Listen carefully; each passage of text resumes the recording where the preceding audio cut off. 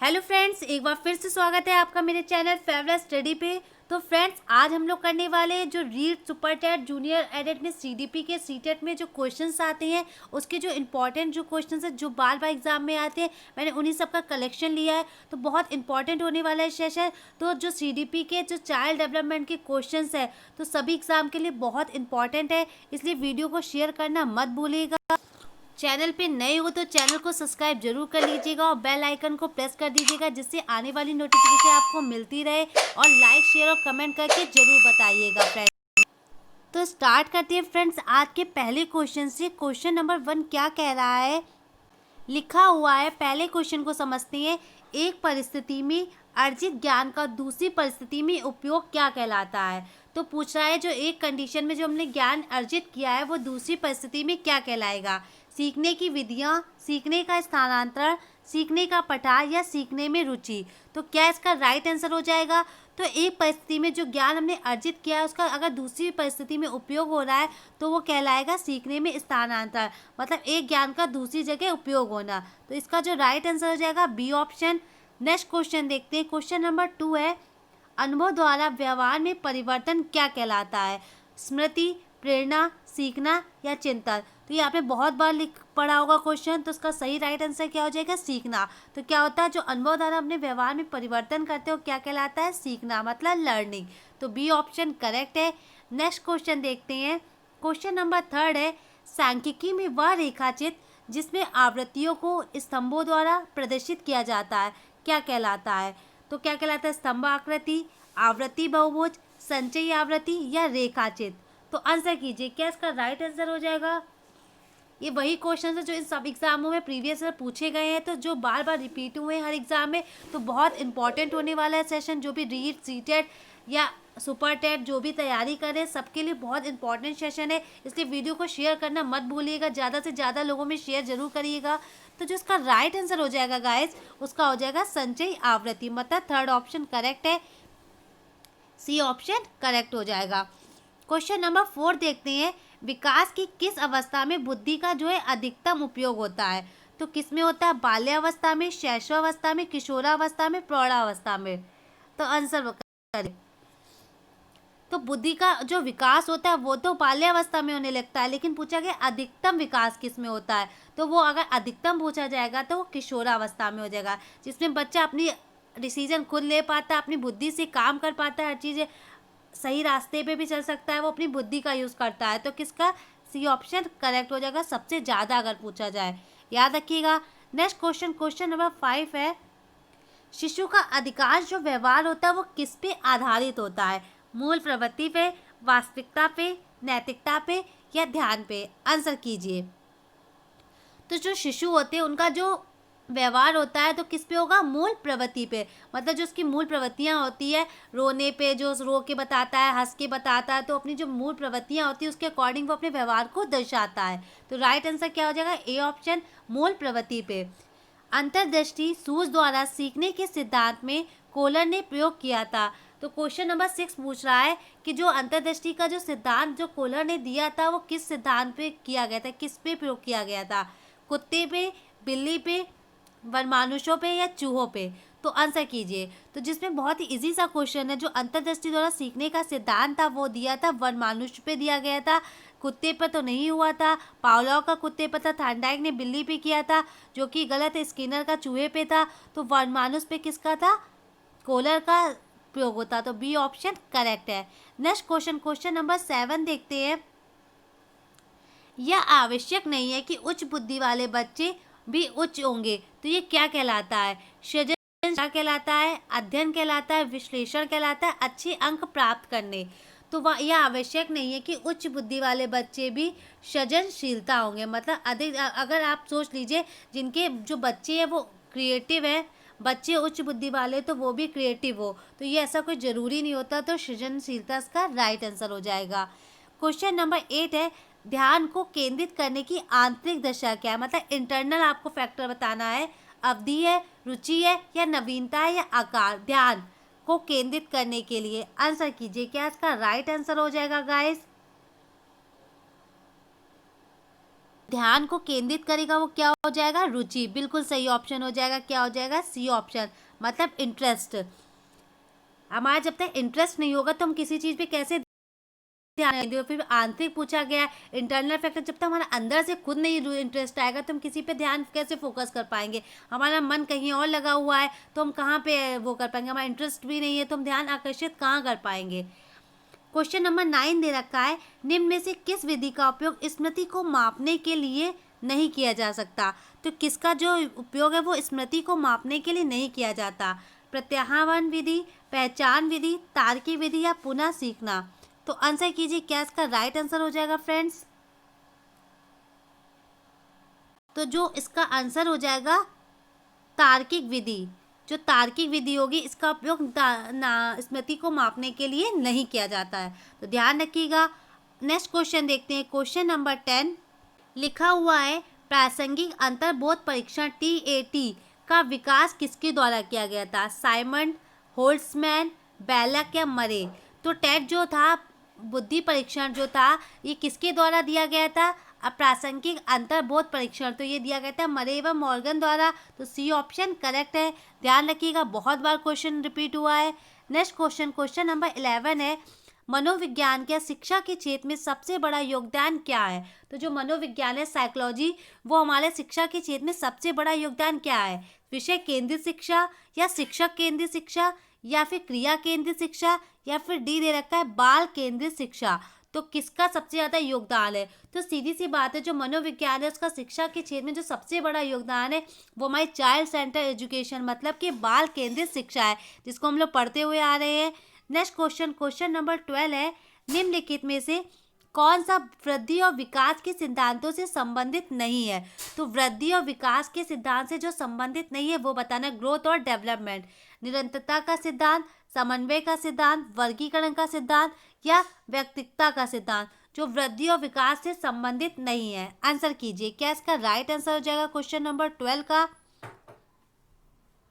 इसका right answer है वर्गीकरण का सिद्धांत, जो कि वृद्धि और विकास के सिद्धांत से संबंधित नहीं है, जबकि निरंतरता का भी है जिसमें कंटिन्यूअस है, समन्वय का भी और व्यक्तित्व का भी है। मतलब अलग अलग जो व्यक्तित्व जो होता है डिफरेंशियल, वो सबका अलग अलग होता है। तो सबका अलग अलग डेवलपमेंट भी, किसी का जल्दी होता है, किसी का लेट होता है। तो जो वर्गीकरण का सिद्धांत है वो नहीं होगा, तो उसमें नहीं पूछा गया, तो बी ऑप्शन ही करेक्ट है, ध्यान रखिएगा। क्वेश्चन नंबर 13 है, कक्षा शिक्षण में पाठ प्रस्तावना सोपान सीखने के किस नियम पर आधारित है। तो पाठ जो सोपान है प्रस्तावना, वो सीखने के किस नियम पर आधारित है। तो ए ऑप्शन है प्रभाव का नियम, बी ऑप्शन में सादृश्यता का नियम, सी ऑप्शन है तत्परता का नियम, डी ऑप्शन है साहचर्य का नियम। तो कक्षा शिक्षण में पाठ प्रस्तावना सोपान जो सीखने के किस नियम पे आधारित है, तो इसका जो राइट आंसर हो जाएगा वो तत्परता के नियम पे आधारित होगा। बहुत इंपॉर्टेंट क्वेश्चन लगा लीजिएगा। नेक्स्ट क्वेश्चन है क्वेश्चन नंबर 14, संप्रत्यय निर्माण का प्रथम सोपान क्या है। सामान्यीकरण, विभेदीकरण, प्रत्यक्षीकरण या पृथक्करण। तो संप्रत्यय जो निर्माण का जो पहला सोपान होगा वो क्या हो जाएगा, आंसर कीजिए। तो जो उसका हो जाएगा प्रत्यक्षीकरण, बहुत बार एग्जाम में पूछा गया है, ध्यान रखिएगा, जो उसका पहला सोपान पूछा जाएगा तो प्रत्यक्षीकरण होगा। प्रेक्षणात्मक अधिगम संप्रत्यय द्वारा दिया गया था। तो जो प्रेक्षणात्मक अधिगम संप्रत्यय का जो सिद्धांत था वो किसके द्वारा दिया गया था। टोलमैन के द्वारा, थांडाई के द्वारा, कोलर के द्वारा या बंडूरा के द्वारा। तो जो प्रेक्षणात्मक अधिगम का सिद्धांत था वो किसके द्वारा, बंडूरा के द्वारा दिया गया था। तो बंडूरा, बी ऑप्शन सही है। नेक्स्ट क्वेश्चन है, अधिगम में प्रभाव का नियम दिया था, किसने दिया था। तो प्रभाव का नियम पावलोव ने, स्किनर ने, वॉटसन ने या थॉर्नडाइक ने। तो जो प्रभाव के नियम थे वो किसने दिए थे, ये तो आपको पता ही होगा। तो ये थॉर्नडाइक ने दिए थे, जबकि पावलोव ने कुत्ते पर जो दिया था, वॉटसन का तो कोई नहीं था, स्किनर का क्रिया प्रसूत था जिसे नैमित्तिक सिद्धांत भी कहते हैं। तो जो थॉर्नडाइक का प्रभाव का नियम था, तो डी ऑप्शन जो करेक्ट हो जाएगा, प्रभाव का नियम थॉर्नडाइक, तो डी ऑप्शन करेक्ट है। क्वेश्चन नंबर 17 है, अवधान के आंतरिक अथवा व्यक्तिनिष्ठ निर्धारक क्या है। जो अवधान रुचि, लक्ष्य, अभिवृत्ति या उद्दीपक वस्तु, प्रविधि, प्रकाश, ध्वनि, गंध, पुरस्कार, दंड, प्रोत्साहन। तो आंतरिक मतलब इंटरनल बताने और व्यक्तिनिष्ठ बताने हैं। तो अवधान के जो कौन से हो जाएंगे, तो ए ऑप्शन सही हो जाएगा, रुचि, फिर लक्ष्य और अभिवृत्ति। क्वेश्चन नंबर 18 है बाल मनोविज्ञान का क्षेत्र है, तो क्या है? पहला ऑप्शन दे रखा है केवल शैशवावस्था की विशेषताओं का अध्ययन करना, तो बी ऑप्शन दे रखा है कि केवल गर्भावस्थाओं की विशेषताओं का अध्ययन, सी दे रखा है केवल बाल्यावस्थाओं की, या डी दे रखा है किशोरावस्थाओं से मतलब गर्भावस्था से किशोरावस्था की विशेषताओं का अध्ययन।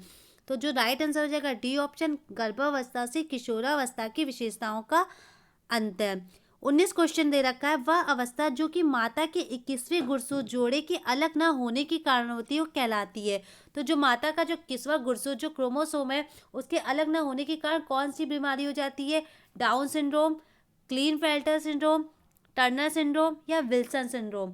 तो जो 21वें गुणसूत्र के जोड़े के अलग न होने के कारण हो पाती है कौन सी होती है? Down syndrome. याद रखिएगा और कितने गुणसूत्र पाए जाते हैं? 46 टोटल पूछा जाए तो 46 और जोड़े में तो 23 पेयर में पाए जाते हैं। ठीक है, ध्यान रखिएगा। कोहलबर्ग के अनुसार किस अवस्था में नैतिकता बाह्य कारकों द्वारा निर्धारित होती है? जो नैतिकता बाह्य कारकों द्वारा किस में निर्धारित होती है? तो पूर्व पारंपरिक अवस्था, पश्चात पारंपरिक अवस्था या उपरोक्त में से कोई नहीं। तो ये जो याद रखिएगा जो बाह्य कारकों द्वारा पूछी जाएगी तो उसमें कौन सी हो जाएगी? जो पहली अवस्था है उसमें जो होती है निर्धारित होती है, तो पूर्व पारंपरिक अवस्था में। ध्यान रखिएगा, बहुत इंपॉर्टेंट है। नेक्स्ट क्वेश्चन देखते हैं। क्वेश्चन नंबर 21 दे रखा है निम्नलिखित में से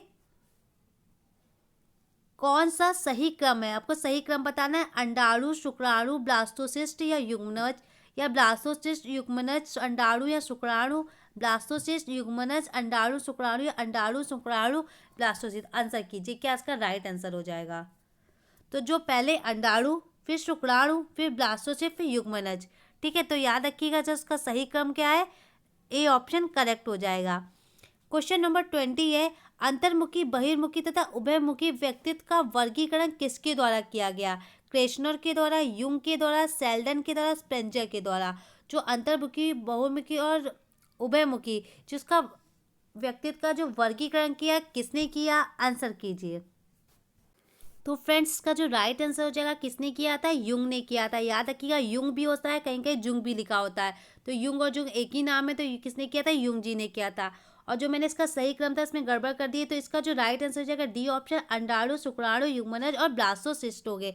याद रखिएगा। नेक्स्ट क्वेश्चन देखते हैं। क्वेश्चन नंबर अगला दे रखा है ध्यान आकर्षित होने की प्रमुख भूमिका होती है। तो ध्यान को आकर्षित करने की जो प्रमुख भूमिका होगी वो क्या होगी? तो पहला ऑप्शन दे रखा उद्दीपन की तीव्रता, उद्दीपन की उपादेयता या उद्दीपन की विश्वसनीयता या उद्दीपन की सक्रियता। तो जो ध्यान आकर्षित करने की जो होगी वो क्या होगी? आंसर कीजिए क्या राइट आंसर हो जाएगा इसका फ्रेंड्स? तो इसका जो राइट आंसर हो जाएगा क्या हो जाएगा? ध्यान आकर्षित होने की प्रमुख भूमिका है उद्दीपन की तीव्रता।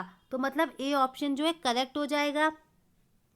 क्वेश्चन नंबर 27 दे रखा है छात्र में रुचि उत्पन्न करना है किससे? शिक्षण के द्वारा, सहानुभूति के द्वारा, समदृष्टि के द्वारा या प्रेरणा के द्वारा। तो जो छात्र में रुचि उत्पन्न करने की जो वो होती है वो किसके द्वारा होती है? प्रेरणा के द्वारा। याद रखिएगा जब तक प्रेरणा नहीं तब तक बच्चे में इंटरेस्ट कहाँ से आएगा। अगला नेक्स्ट क्वेश्चन है 28 दे रखा है फ्रायड के अनुसार क्या दे रखा है? ग्रहण या सीखे हुए तथ्यों को धारण करने में, पुनःस्मरण करने में असफलता को विस्मरण कहते हैं, या विस्मरण का अर्थ है किसी समय प्रयत्न करते हुए भी किसी पूर्व अनुभव का स्मरण करने या पहले की सीखी हुई किसी क्रिया को करने की असफलता, या फिर सी ऑप्शन विस्मरण वह प्रवृत्ति है जिसके द्वारा दुखद अनुभवों को स्मृति से अलग किया जाता है, या उपयुक्त में से कोई नहीं। तो जो फ्रायड ने क्या बताई है विस्मृति की डिफिनेशन? तो उन्होंने बताई है विस्मरण वह प्रवृत्ति है जिसके द्वारा दुखद अनुभवों को स्मृति से अलग किया जाता है। तो इसका राइट आंसर हो जाएगा सी ऑप्शन।